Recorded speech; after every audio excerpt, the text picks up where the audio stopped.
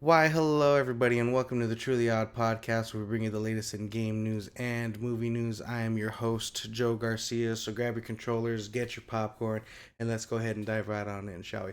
Starting with our first game news topic of the day, it looks like the Division 2 is going to be getting a survival extraction experience coming later in 2026. It's going to be developed by the original director of the first division game by the name of Margun Johnson. Forgive me if I'm pronouncing his name incorrectly. This is also in early development, and they released some early concept art showcased at Gamescom 2025.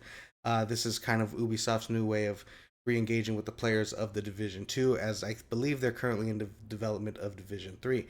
Let's see.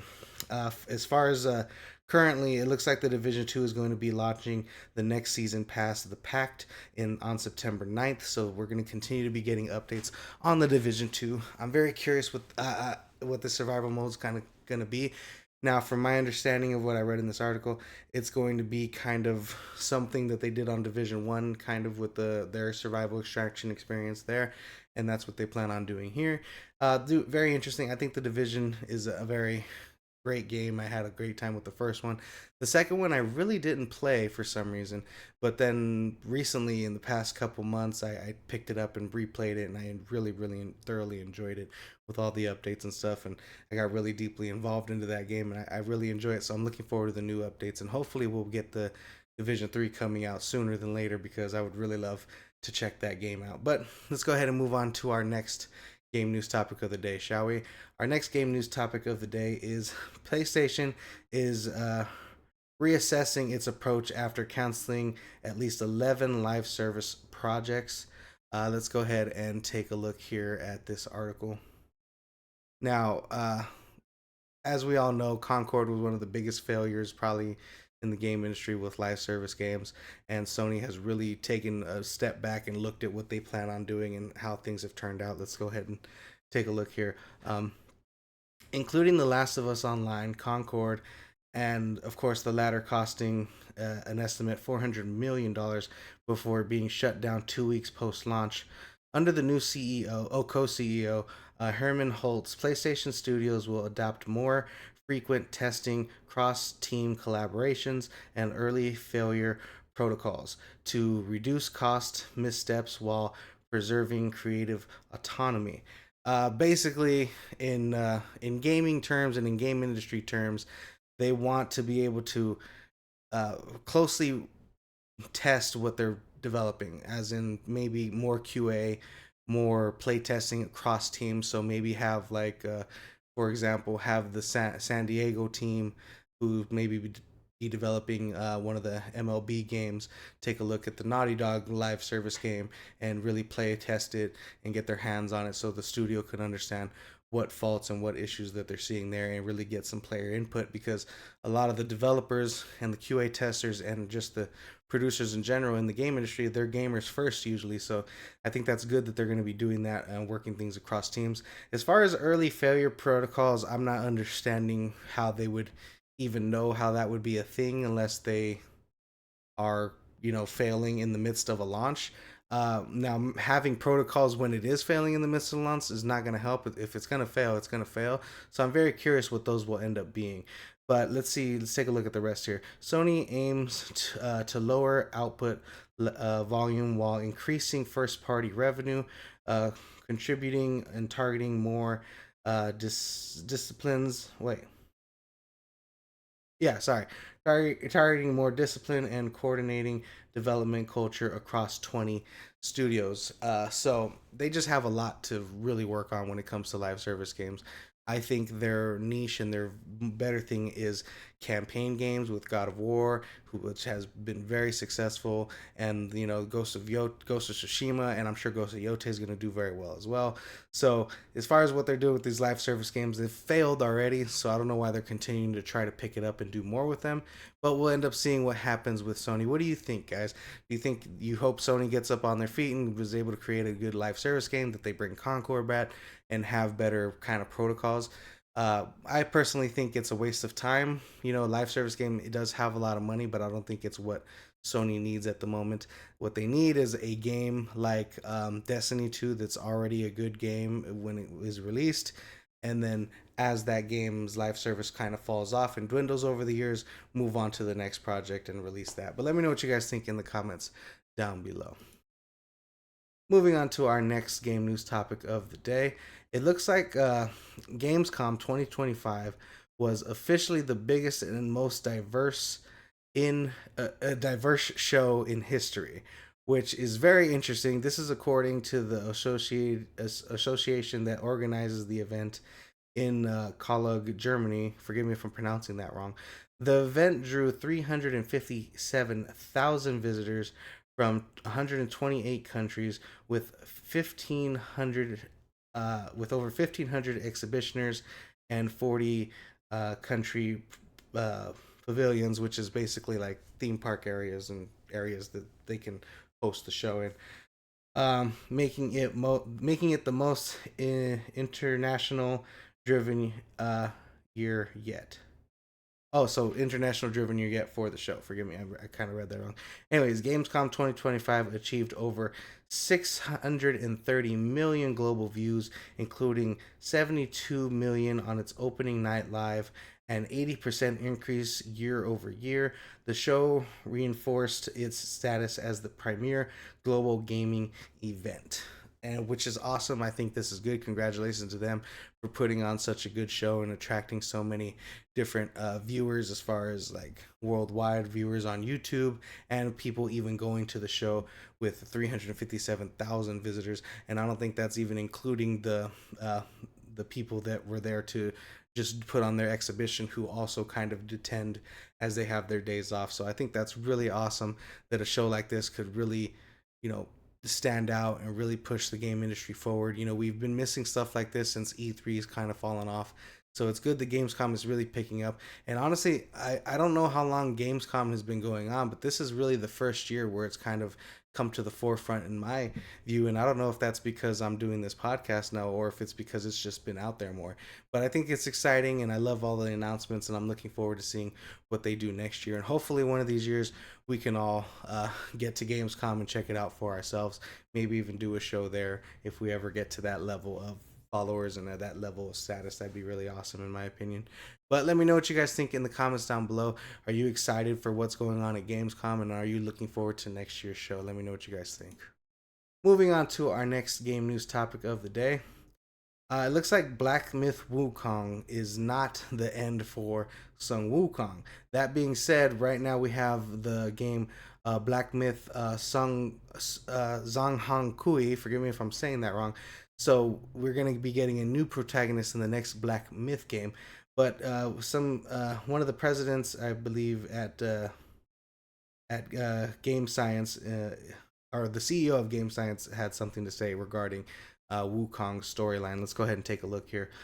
Game Science has paused plans for Black Myth Wukong DLC to focus on the new title, Black Myth Zhong Kui, the single-player action RPG inspired by the ghost catching deity from Chinese folklore. CEO Feng Ji, forgive me if I'm pronouncing that wrong, emphasized the desire to start from scratch. My fault. His desire to start from scratch and break from the formula development, choosing innovation over extending Wukong's existing content. While no expansion or sequel is confirmed, Fang Zhu, who's the CEO, reassured the fans that the Journey to the West universe will return in a more complete and solid way when the time is right. So I'm thinking they're trying to build a bit of a universe here with the Black Myth games. We'll probably get Black Myth Wukong first, followed by Black Myth Hong Kui, or Zhong Kui, and then probably maybe a Nejan one or another Chinese mythological creature story, and then go back to Wukong and maybe intertwine and connect them all in a way which I think would be really awesome. Chinese mythology is wild and it has wild stories and wild characters, so it'd be very interesting to see what they can come up with for Black Myth Games. I know there was an article a while back talking about all the Black Myth games that they had planned. Now I'm not sure how accurate that is, but for me, my favorite Chinese mythological creature is Sung Wukong. So hopefully we're able to see him come back in a nice way in one of these games.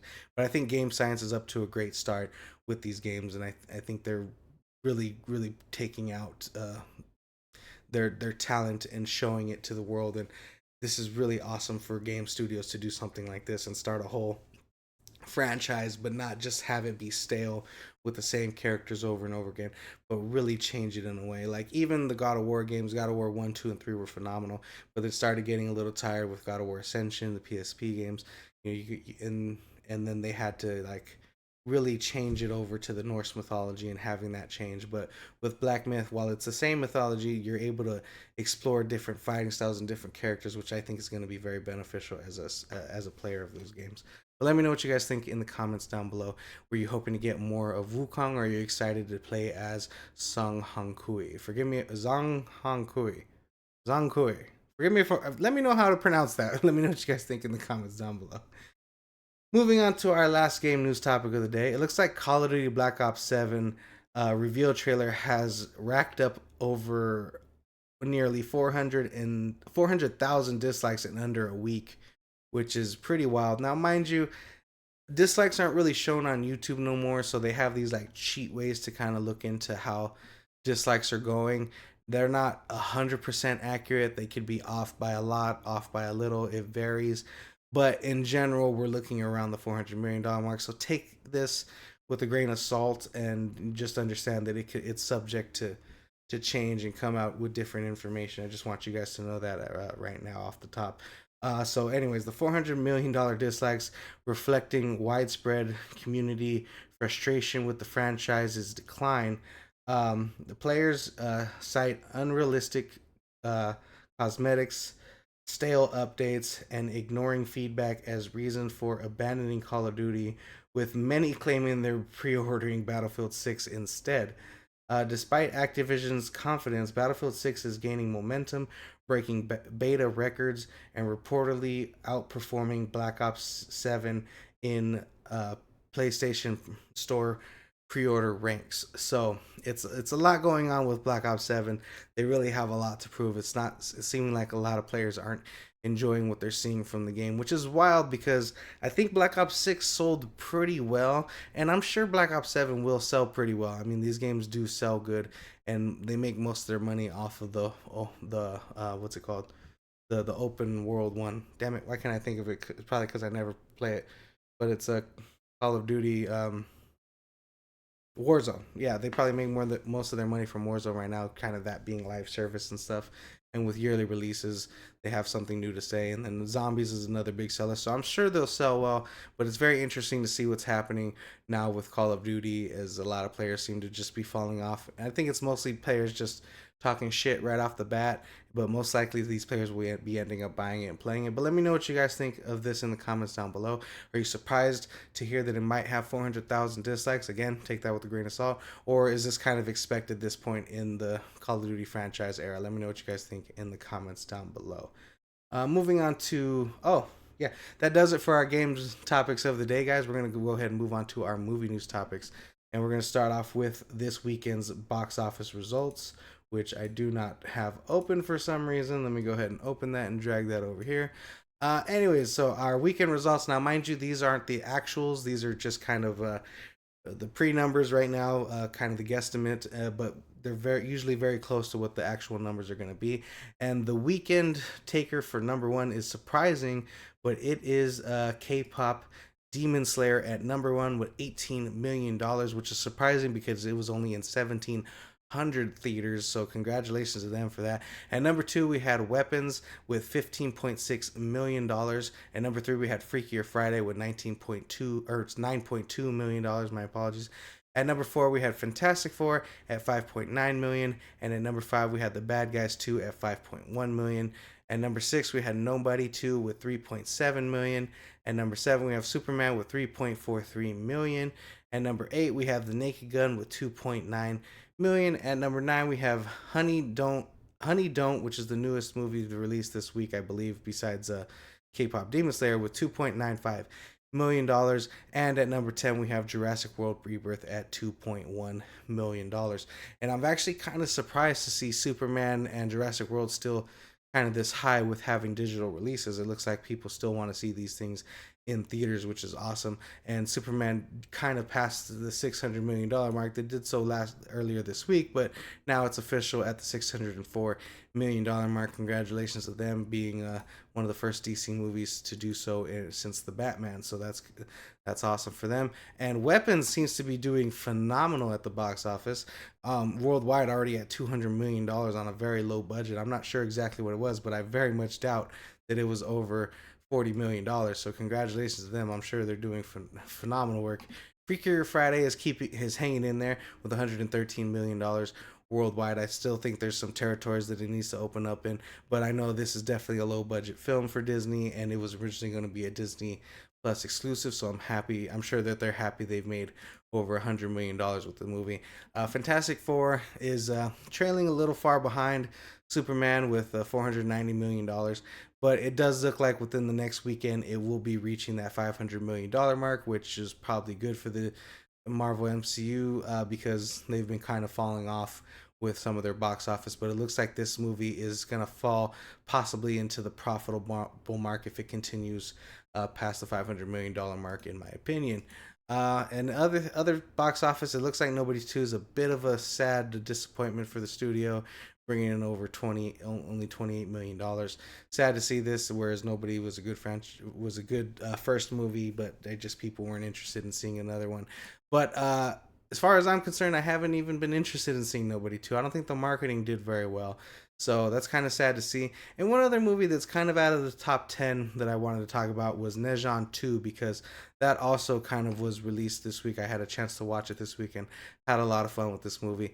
According to the international box office, it made $1.879 billion at the global box office. But I want you to guys take that with a grain of salt, only because with the worldwide numbers, most of that's coming from the Chinese box office, and as you can see here, it's not really displayed honestly. So China's the only territory that doesn't show their box office results like other territories. I believe the domestic box office has a third party verify the numbers, and so does every other territory. The only territory that does not do this is China. So take what they're saying with it making $1.8 billion in China with a grain of salt, because you never know. Hopefully they'll get a chance to have a third party take a look at that, so the numbers of Nejon 2 could be legitimized, which would be really awesome. But we'll have to wait and see what ends up happening there.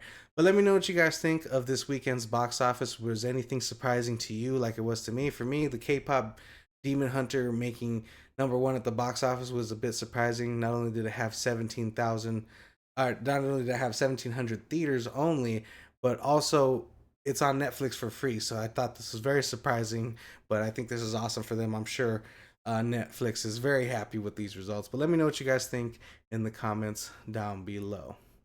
Now let's go ahead and move on to our next movie news topic. And our next movie news topic is the following. It looks like Apple TV is raising their prices.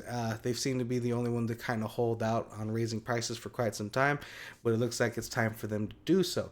Apple TV now costs $12.99 a month in the US, up from $9.99, which is a 30% jump, effective on August 1st, 2025. The new subscribers,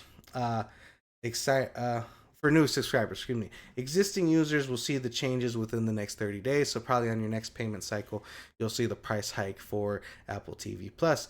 The annual $19.99 rate for Apple One bundle price remains the same. Apple TV continues to be the only major streamer without an ad-supported option, which is really awesome for them. to kind of hold out on that and hold out on doing a price hike for this long, but they seem to have a lot of things coming down the pipeline with um uh why can't I think of that, the morning show coming out. I know they just got done filming season 3 of oh my god, why can't I think of the damn show? I love the damn show. Hold on. Oh god, this is gonna bother me. It's with Harrison Ford and Jason Segel. Drinking? Is that what it's called? Damn it. Why is this bothering me? Why did I look up Harrison Ford and it's not popping up? Probably because it's not his most popular project. I think it's called Shrinking. Hold on. God, I hate it when I forget. I don't know if you guys ever do that and forget. Shrinking. Yes, it is Shrinking. Thank God. Anyways, so if you guys haven't seen Shrinking on Apple TV Plus, I highly recommend you guys take the time to go take a look at it because, God, I love that show. It's so phenomenal. So with them just filming a new season of that, we got another season of Ted Lasso coming. The morning show came out. We just had a new Jason Momoa show. So they have a lot of things coming out, and they really have great shows. I think Apple TV is really trying to compete with HBO to be one of the best places to go to watch shows. So this congratulations to them for making such great content and holding out for so long for before a price hike.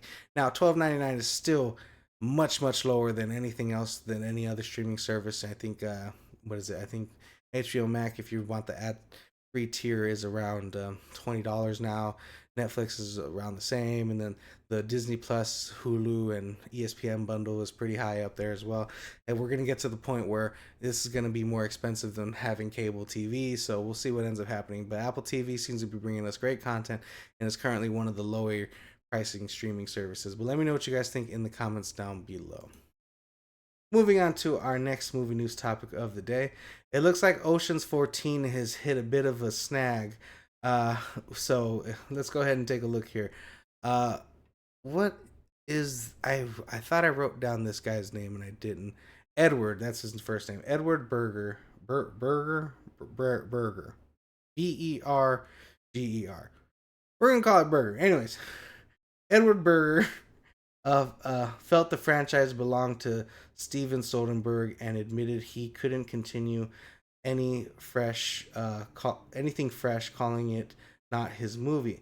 After declining the offer, Berger pitched the writer to Brad Pitt, who has quickly signed on to the project and is now set up for A24, with production slate for starting in 2026.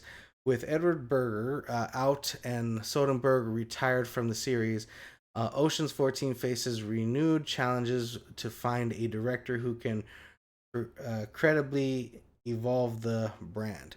So, summarize, basically, they had Edward Berger on Berger. Anyways, they had Edward Berger on to direct Ocean's 14, but he really felt that it was more of Steven Soderbergh's franchise, and he couldn't step into direct, and he wants someone else to take over the role. And now the studio's left looking to find a new director. Now, I'm not sure how far along they are with the scripting process or anything like that, but if they're looking to find a director, they're still in a bit of early development because the director has to come in and kind of make the film his own.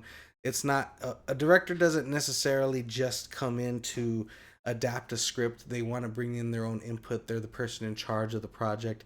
They decide, they're in charge of every department, so there's a lot of creative control going on behind the director. So just following a script and doing it the way it's written is not necessarily how it works when you want to be a director and you want to bring in your own flair and your own taste to it. And that's kind of what studios have to do when they're discussing and meeting with directors. They have to find the right director for this project. So hopefully they're able to find a director to take over for both Steven Soderbergh and Edward Berger, and find someone to really just hone in on this project and get the Ocean's 14 off the ground.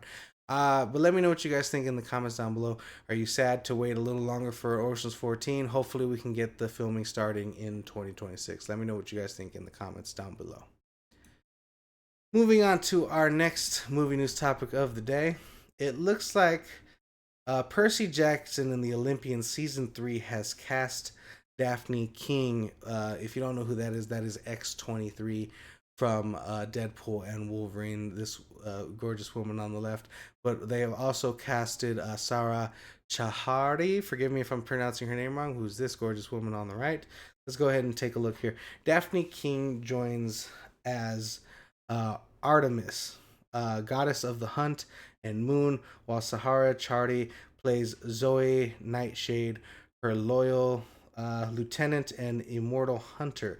Season 3 is currently filming in Vancouver and will adapt the Titan Chaos story, following season's 2 premiere on December 10th, which covers the Sea of Monsters storyline for the Percy Jackson books. So I think this is great casting, as Dafne King is a phenomenal actress and she's done a lot of great work, not only from Logan to oh my god, what is that show that she was in? Not Little Night. Why am I saying thinking Little Nightmares? What was that show that she was on? His Dark Materials, I think it was, if I'm not mistaken. Let me look her up real quick. Daphne Keene was in, yeah, His Dark Materials. And even, even though I didn't like Star Wars The Acolyte, I think she was phenomenal in it. She did great in Deadpool and Wolverine, and she's just had a phenomenal little career so far. As I know she's been acting since she was younger, but she's basically, you can name 4 major projects that she's been in, from Logan, Deadpool, Wolverine, His Dark Materials, and The Acolyte. I'm sure she's done other things that I have not seen, but just judging from those projects, she's been a phenomenal talent in this industry so far. Very young talent, of course. So it's nice to see her kind of take new roles and enter new projects. And it looks like Disney's somewhere that she's going to continue to be working under, teaming up with them for the MCU and their Star Wars franchise, and now the Percy Jackson franchise. So I think this is great casting and great news. I think Daphne King's going to be a phenomenal talent moving forward in this industry, and she's really going to shine. But let me know what you guys think of her in the comments down below. Moving on to our last movie news topics of the day, it looks like there's some people leading with early predictions of what the Oscar season is going to look like in 2026, and I just thought it'd be interesting to take a look at what this list is, if we agree, if we're looking forward to any of these projects, or if there's any projects that we think should be kind of take the position of another place. Now, mind you, before we start this, I have not had the opportunity to see every film released in the United States, in domestically this year, so we're gonna have to take this just based off the movies that we have seen. But let me know what you guys think in the comments down below. And now, a lot of these movies haven't even been released. These are just people stating their theories. There's a lot going on in this article, but I just want to focus on what their list is right here. So Oscar prediction for Best Picture is Avatar: Fire and Ash. Bungoni, I don't know what this one is, so let's go ahead and pull this one up and see if we can see what this is. Oh, it looks like it's an Emma Stone movie here. I've never heard of it and haven't seen a trailer, haven't know nothing about it, but we'll have to wait and see what that one ends up being. Frankenstein from Netflix and Guillermo del Toro. Wicked for Good, Sinners, which is a great movie. Marty Supreme, which is that Timothy Chalamet movie. Cinema Values. What is this one? Let's see if we can pull this one up. Oops. I have not heard of it, and I'd be interested in checking it out. It looks like Stellan Skarsgård, Ellen L. Fanning is in it, so it looks like a pretty interesting movie, but I've never heard of it, so I can't judge any of what I know. Jay Kelly, let's see what this one is here. Jay Kelly, oh, I think this is that one where, yeah, with Adam Sandler, and it's from Netflix as well. That looks pretty interesting. Is this thing on? Let's see what this thing on is. Forgive me, guys. I know this is pretty boring, but I just wanted to see what these are and show you guys, because if you guys are interested in Oscar films, I think it's important to see what these films are and what they can be. Now, for me, so far, the one thing I think is missing here. Oh, Hamlet. I think this is the release of Hamlet on things. But anyways, those are the movies that they are predicting. What movies do you guys think are missing here, and what movies would you take away and add in, even though you haven't seen them? I think The Smashing Machine with The Rock is a movie that they haven't had a chance to really look at here, and I think it's an underrated movie. I'm sure it will probably go up for Best Picture. I also think F1 has a chance as well, because F1 was just a phenomenal movie and really just great. And I think the director was able to do kind of what he did with Top Gun Maverick. So I think that's another one that would stand out for this list as well. The Avatar Fire and Ash is kind of a given in my opinion because I mean it's James Cameron. I think the other Avatar movies were nominated as well, so that just makes sense there. And I think there was one more movie I wanted to mention possibly for Best Picture, but I cannot find it. I probably just forgot what it was called. But yeah, let's just go ahead and move on to the next section here for the Oscar predictions. Let's go ahead and look. Best Director, they're looking at Guillermo del Toro, Frankenstein, Ryan Coogler for Sinners, J. Cole. I don't know how to these. I don't know any of these other ones, but let's go ahead. For me, I think James Cameron deserves to be in here automatically. I'd be very surprised if he's not after everything he's done with the Avatar franchise. It just makes no sense for him not to be nominated as best director because I think he's a phenomenal director and he just does great work and he's deserving of a nomination in my opinion. But let me know what you guys think of this best director list and who do you think deserves to be on it. As far as best actor, it looks like The Rock gets his time to shine here because Dwayne Johnson for The Smashing Machine for best actor, Oscar Isaac for Frankenstein, Timothy Chalamet for Marty Supreme, Wanger Mora for The Secret Agent, and Jesse Plemons for Hugania. Forgive me if I'm pronouncing those horribly wrong. I think Michael B. Jordan is getting snubbed here. I think he did a phenomenal job in Sinners playing the twins, and I think he would deserve to get on this list. If the Oscars were to be held right now, he would definitely deserve to be on the list. Now, mind you, I haven't seen these other performances, any of these other performances, so I'm in no position to judge whether he did better than any of these other people. But as of currently right now, my feeling, I think he deserves to be on this list because Michael B. Jordan did phenomenal work in the movie Sinners. But let me know what you guys think in the comments down below. Were you hoping to see other actors, and what actors would you put in here instead? Now let's go ahead and move on to Best Actress. I have not seen any of these movies again, but we got another wicked one here for Cynthia Erivo, Julia Roberts, Renette Renzi, I forgive me if I'm pronouncing that wrong, and Rose Byrne for If I Had Legs, I Could Walk. I really can't judge any of these actresses as I have not seen any of their performances yet again. And as far as lead actresses, I was looking before this list at some lead actresses in movies that I've seen, and I honestly can't really think of a lead actress role that I could replace any of these women with because I haven't really seen someone take on a leading actress role in any of the movies that I've seen. I don't know if that's just a note on what the movies like have been like this year. I can't really give it to the ballerina because that was more action and not really focused on a lot of the acting abilities. So it's really hard to say here, but I'm sure these women did phenomenal. I'd be very interested to check out these projects. And supporting actor, we have Adam Sandler for J. Cole and all these other damn actors. Have no idea really. This list just no clue as far as who deserves to be here and who does not. And I think that being said, I think that's because I really haven't focused on a lot of the side actors for a lot of these movies, and I've really just been focusing on the main ones. But I probably want to go back and watch a lot of the movies that I've seen and focus on some of the side characters and side actors. But what I usually do at the end of the year is I wait to find out what the nominated movies are, and I try to watch all of them so I can really judge for myself and kind of make my own opinion on who did great acting. So, supporting actress, we got Emily Blunt for The Smashing Machine, Zoe Deutsch for, I don't even know how to pronounce that movie, Elle Fanning, Ariana Grande for Wicked for Good, and Tiana Taylor for One Battle After Another. I think the Wicked for Good one's a bit of a cheat. Now, I know Cynthia Erivo is technically the main character, but it is both Cynthia Erivo's character and Ariana's character's story. So I feel like they both should be going for the best actress role and not the supporting actress role. A lot of movies tend to do that where they put someone that should be the main best actor and put him in supporting because they know they'll win.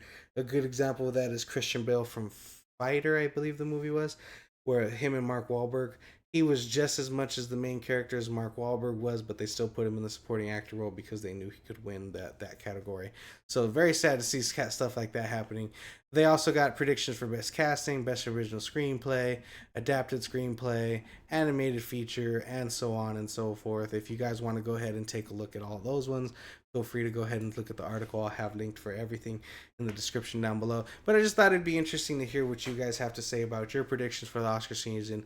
Let me know what you guys think will be the best list for you at the moment, based off movies you have seen and based off movies to come that you may predict have great acting. Let me know what you guys think. And that's a wrap. Let's see. Let's make sure. Yeah, that's a wrap for today's episode of the Truly Odd Podcast, guys. Thank you so much for joining me. If you like this episode, please like and subscribe. And always, guys, remember, stay true, be odd.